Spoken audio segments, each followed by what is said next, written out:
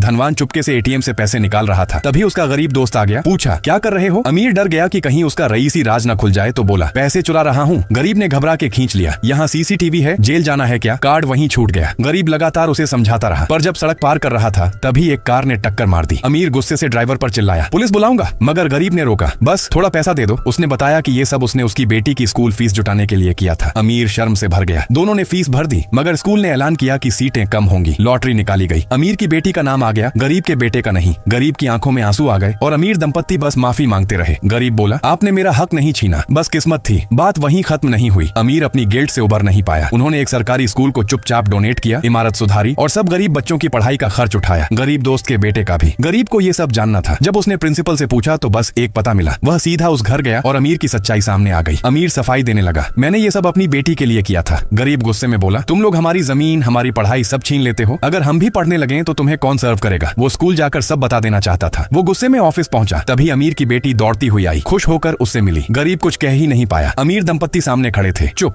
गरीब बोला, हम दोनों में यही फर्क है, मैं किसी और का हक नहीं छीन सकता। अब अमीर का सब्र टूट गया। वो खुद स्कूल गया और सच्चाई बता दी। बीवी ने रोका, पर उसने कहा, अगर मैं अच्छा इंसान नहीं बन सका तो अच्छा बाप या पति भी नहीं बन सकता। प्रिंसिपल को कुछ भी आश्चर्य नहीं हुआ। उसने बस बच्ची की गरीब वाली फाइल हटाई और सामान्य छात्र बना दिया। तब अमीर को समझ आया, ये गरीब सीटें तो बस दिखावा है। सच्चाई तो ये है कि गरीबों को वहाँ कभी स्वीकारा ही नहीं जाता। फिर आया पेरेंट्स मीटिंग का दिन। अमीर सबके सामने बोला, मेरी बेटी यहाँ सिर्फ स्वार्थ सीखेगी, पर खुशी, सहानुभूति और इंसानियत वो उसे गरीबों से मिली थी। और फिर वो अपनी बेटी को लेकर स्कूल से चला गया, छोड़ दिया नकली अमीरों की दुनिया। उसे सरकारी स्कूल में दाखिला दिलवाया और वहीं के लिए फंड देना शुरू कर दिया।